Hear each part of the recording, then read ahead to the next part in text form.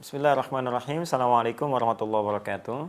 Alhamdulillah, wassalatu wassalamu ala rasulillah wa ala alihi wa sahbihi wa man wala ba'd. Teman-teman, insyaallah hari ini kita teruskan menjawab pertanyaan-pertanyaan antum. Ustaz, apa perbedaan zakat, infak, dan sedekah? Sedekah itu nama umum bagi setiap amal-amal kebaikan. Amal soleh nama umumnya sedekah. Ya, dalam fikih kullu ma'rufin sedekah, setiap baik-baik yang baik-baik dipraktikkan sedekah. Ya, tidak harus kemudian menggunakan uang melulu, tidak.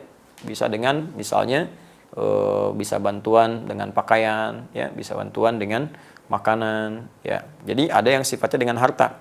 Karena itu dalam Al-Qur'an zakat pun disebut sedekah. Disebut sedekah. Ya, buka Quran misalnya surah ke-9 atau ayat 103. Khudz min amwalihim sedekah. Ambillah dari harta mereka yang sudah masuk nisab sebagai sedekah. Zakat.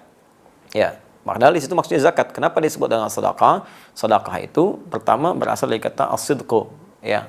Kemudian beralih menjadi kata tasdik, sesuatu yang benar dan membenarkan. Jadi bukti pembenaran iman seseorang, dia mau mengamalkan imannya, membantu dia beramal soleh. Mengamalkan perintah Allah adalah pembuktian dari iman. Karena itu ketika dia membuat kemudian keputusan untuk berzakat, artinya dia membenarkan imannya, karena Allah perintahkan zakat. Misal Allah perintahkan di Al-Baqarah ayat ke-43, wa aqimus shalah wa atuz zakah. Ya, tunaikan sholat, keluarkan zakat. Anda beriman kepada Allah dan Anda buktikan saya keluarkan zakat, berarti Anda membenarkan iman Anda kepada Allah. Anda membenarkan perintah Allah. Ketika Anda membenarkan perintah Allah disebut dengan tasdik namanya. Ya, kebenarannya disebut shadiq, yang terus membenarkan disebut siddiq. Karena itu sahabat Abu Bakar disebut as-siddiq, karena terus membenarkan perintah Allah dan Rasulnya. Nah, zakat disebut dengan sedekah salah satunya karena itu pembuktian keimanan kita kepada Allah. Ya. Kemudian teman-teman sekalian, infak disebut sedekah. Quran surah kedua Al-Baqarah ayat 264, yang paling kiri sebelah bawah. Ya ayyuhalladzina amanu la tubtilu shadaqatikum bil manni wal adza kalladzi yunfiqu malahu riya'an nas.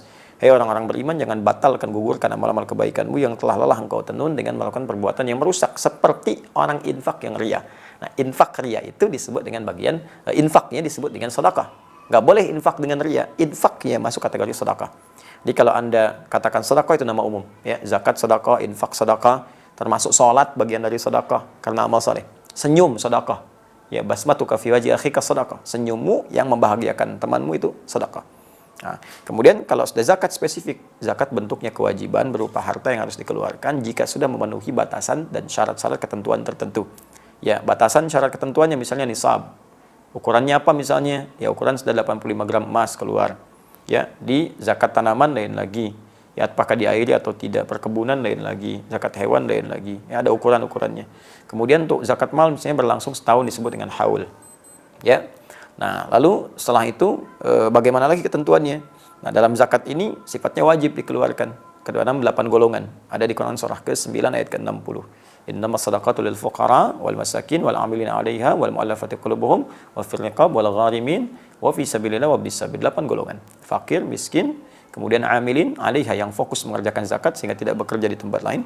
Kemudian mu'allafati qulubuhum yang tertarik dengan Islam diberikan bantuan dari zakat, atau yang sudah berislam tapi masih lemah.